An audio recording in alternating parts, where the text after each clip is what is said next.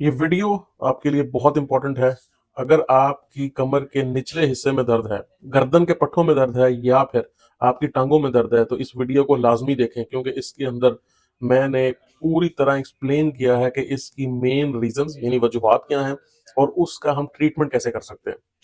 देखें, अगर हम 1990 से 1990 से आगे की तरफ चलें, तो तकरीबन 60% लोग जो दुनिया के अंदर हैं इस वक़्त वो इस बीमारी का, इस मुसीबत का शिकार हैं। और हर किसी में इसकी डिफरेंट रीजंस हैं, वजूहात हैं। एज ग्रुप में अगर हम स्पेशली देखें तो कौन सा एज ग्रुप जो है इससे सबसे ज्यादा जो है वो तकलीफ में है इसमें, वो है यंग अडल्ट, यानी धीर उम्र। जैसे उर्दू में अगर मैं आपको बताऊं कि जो धीर उम्र लोग हैं वो ज्यादा, यानी 30 साल से लेकर 50 साल वाले जो लोग हैं, हाँ वो मेल हैं हाँ वो फीमेल हैं, इस बीमारी से ज्यादा वो जूझते हैं, इस बीमारी का शिकार वो ज्यादा होते हैं।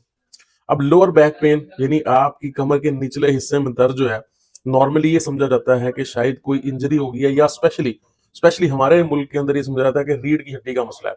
रीढ़ की हड्डी के मसलों से भी कमर में दर्द हो जाता है, लेकिन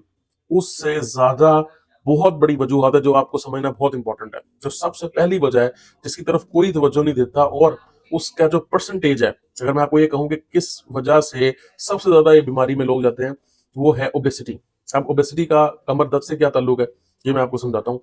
जब आपके एब्डोमिनल मसल्स यानी पेट के आगे वाले हिस्से के जो मसल्स हैं वो कमजोर होते हैं, क्योंकि आपकी बॉडी का जो सेंटर ऑफ द मास है वो बीच में है। अब सबसे ज्यादा वजन वहां पर है, ऑर्गन्स वहां है, आपकी आंतड़ियां इंटेस्टाइन वगैरह वहां है, स्टमक वहां पर है, सबसे ज्यादा वजन वहां पर है आपका। तो होता ये है कि जब आपके सामने वाले पेट के सामने वाले मसल्स जो है वो कमजोर पड़ जाते हैं,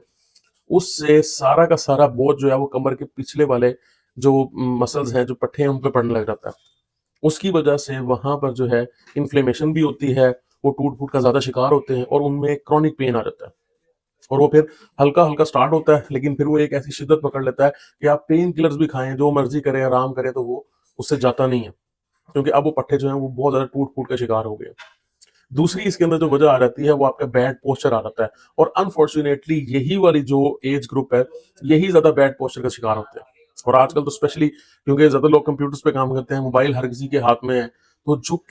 के मोबाइल यूं करके देखना, कंप्यूटर पे यूं काम करना, तो जब हम अपना पोस्चर ठीक नहीं रखते, तो उसकी वजह से जो हमारी अलाइनमेंट है, जो कमर की अलाइनमेंट है, कि पट्टे जो है वो रीढ़ की हड्डी के साथ जिस तरह जुड़े हुए हैं, उनकी अलाइनमेंट खराब होने की वजह से डिस्क में भी मसला आता है और पट्टों में भी मसला आता है, और नर्व कंप्रेशन भी होती है, यानी नाड़ भी दब जाती है।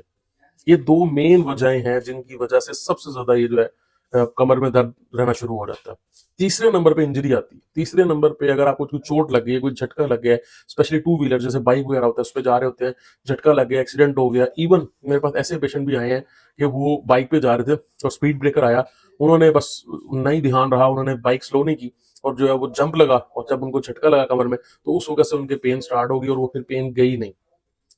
तो ये इंजरी जो है, इसके अंदर अगर आपको कभी भी बैक के अंदर इंजरी हो और उसमें पेन हो, तो आपने फौरन जो है अपने डॉक्टर के पास जाना है, ताकि वो चेक कर सके, वो देख सके कि ऐसी इंजरी तो नहीं होगी जो अब ठीक नहीं होगी या आपको बहुत ज्यादा देर तक तंग करेगी। आखिर के अंदर शेटी का पेन आता है। शेटी का पेन जो है वो मोस्टली लोग ये समझते हैं कि हमें शेटी का हो गया, हालांकि ये सबसे लीस्ट कॉज है कि आपको शेटी का हो, तो फिर आपकी कमर के अंदर दर्द होता है लोअर बैक पेन की, और वो फिर आपकी पिछले की हिस्से की तरफ से टांगों में जाता है पेन, वो होता है sciatica पेन। अगर आपको इस तरह का पेन है और वो बहुत शदीद पेन होता है,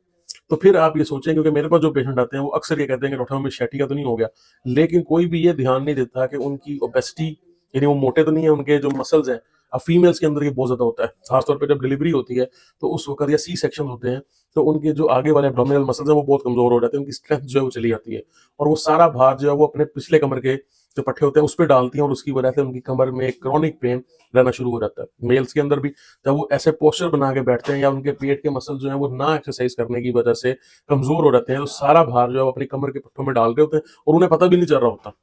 कि हम सारा भार जो है उन पट्टों में डाल रहे हैं, जो कि दोनों ने डिवाइड करना था, कमर के पट्टों ने भी डिवाइड करना था और पेट के पट्टों ने भी डिवाइड करना था, लेकिन सारा भार जो है वो कमर के पट्टे उठा रहे हैं। अगर तो आप ये चाहते हैं कि इससे रिलीव मिले, अगर आपको किसी को भी ये मसला है, तो सबसे पहले जो इंपॉर्टेंट काम है वो है डायग्नोसिस। ये देखा जाए कि आपकी कमर के पट्टों का जो पेन है, या कमर लोअर बैक पेन है आपको, या अगर शेटिका भी है, अगर आपको शेटिका है, तो ये क्यों स्टार्ट हुआ था और कब स्टार्ट हुआ था, ये बहुत इंपॉर्टेंट है इसके अंदर। और ये किस स्टेज पे है, इसके अंदर कोई बोन तो नहीं इन्वॉल्व, इसके अंदर कोई नर्व तो नहीं इन्वॉल्व, अगर हमें ये सब चीज़ें पता चल जाए तो इसका फिर इलाज करना ईज़ी है, जो कि मोस्टली मैंने देखा है पेशेंट इतना बॉदर करते ही नहीं है, वो पेन किलर्स पे रहते हैं। बस पेन किलर खा ली या फिर इंजेक्शन लगवा लिया और ये सोचा कि बस ये खुद ब खुद चला जाएगा, हालाँकि ये पेन कई-कई साल जान नहीं छोड़ता। तो अगर आपके भी कमर में दर्द रहता है, पट्ठों में दर्द रहता है, लोअर बैक पेन है, टाँगों में जा रहा है दर्द या फिर गर्दन के पीछे वाले हिस्सों में दर्द है, तो आप कमेंट करें, अपनी थोड़ी-सी हिस्ट्री बताएँ, कॉन्टैक्ट भी कर सकते हैं मुझसे, तो मैं आपको इसका इलाज भी बताऊँगा। अगर हो सके तो मैं डायग्नोसिस भी करूँगा और ये सारा जो मामलात हैं, ये आप इन पे गौर करें कि आपकी बॉडी के अंदर क्या मसला है। अब कुछ दर्द जो होते हैं वो रेस्ट से चले जाते हैं, अगर आप रेस्ट करेंगे तो जाएँगे। कुछ ऐसे दर्द भी होते हैं पट्ठों के जो एक्सरसाइज़ करने से जाते हैं। उसके अंदर पट्ठों की जो कमज़ोरी है उसकी वजह से ब्लड सप्लाई जो है वो उसकी मेंटेन नहीं रहती और वो जो पट्ठा है वो कमज़ोर होना शुरू हो जाता है और वो दर्द करना शुरू हो जाता है। अब उसके अंदर अगर आप रेस्ट करेंगे तो वो और ख़राब हो जाएगा। अब कुछ जो होते हैं जिनमें इन्फ्लेमेशन हो गई है, इस तरह की सूजन हो गई है या वो डैमेज हो गया स्पेशली, तो उसको फिर हीलिंग के लिए टाइम चाहिए होता है। अगर आप उसके अंदर एक्सरसाइज़ करना शुरू कर देंगे तो वो और ख़राब हो जाएगा। तो ये बेसिकली मेरा कहने का जो मकसद है वो ये है कि डायग्नोसिस करना, यानी तशख़ीस करना कि असल रीज़न क्या है, ये बहुत इंपॉर्टेंट है। उसके बाद इलाज जो है वो कुदरतन जो है ना वो इससे ईज़ी है। ये तशख़ीस अगर हो जाए, अच्छी तशख़ीस हो जाए, सही तशख़ीस हो जाए, उसके बाद जो है वो इलाज ईज़ी हो जाता है करने के लिए। तो मैं आपको इंशाअल्लाह ताला गाइड करूँगा। आप भी कमेंट्स में बताएँ लाज़मी कि आपको अगर पट्ठों में दर्द है, तो वो कब से है और कब से आप इस मुसीबत में हैं और कितना होता है और क्यों ये स्टार्ट हुआ था, यानी किस वजह से ये स्टार्ट हुआ था? शुक्रिया।